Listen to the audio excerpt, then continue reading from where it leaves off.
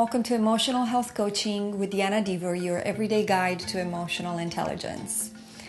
Today I'd like to talk to you about how to love ourselves. In my previous video, we talked about how to know ourselves and why that's important. And I truly believe that when we move away from asking the question, what's wrong with me, to asking the question, what happened to me?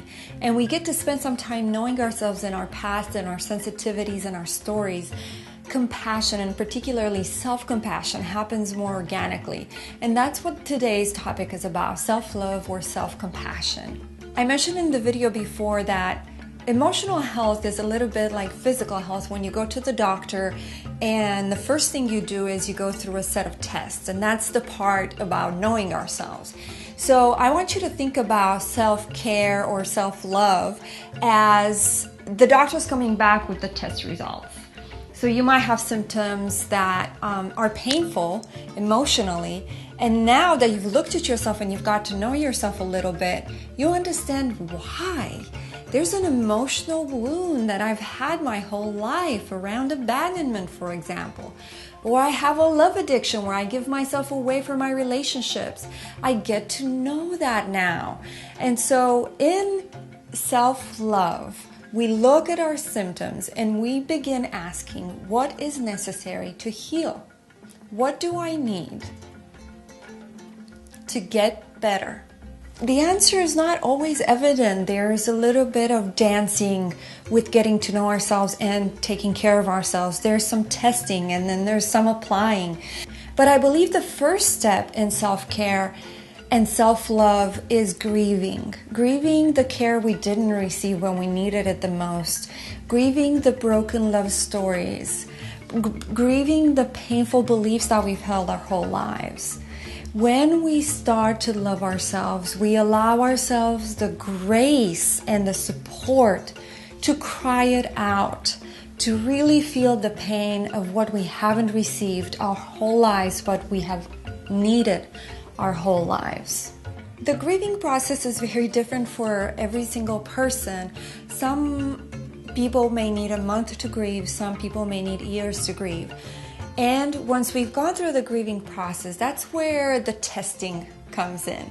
Where even if you are at the doctor's office and you've been diagnosed with your illness, then we start finding out which medicine works best for you. And I believe it's the same way with emotional care as well, where I might need connection. That might be one of the things I need to heal.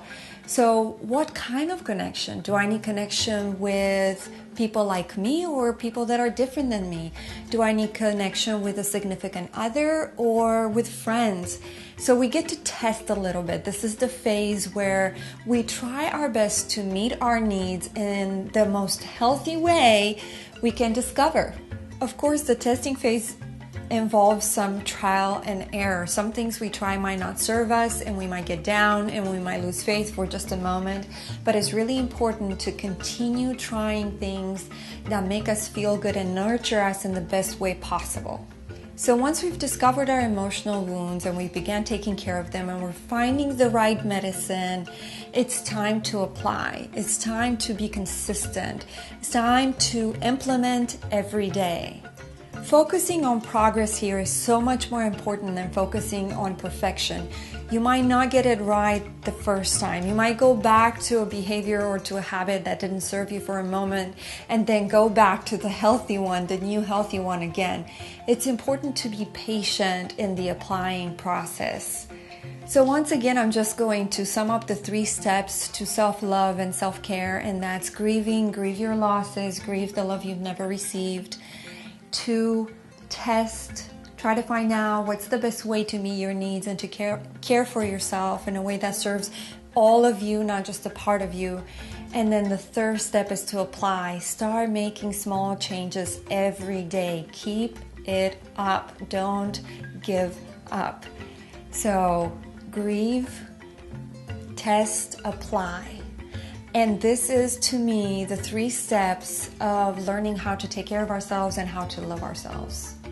And please stick around because the 3rd video is coming up, and that is about how to share ourselves. Thank you so much.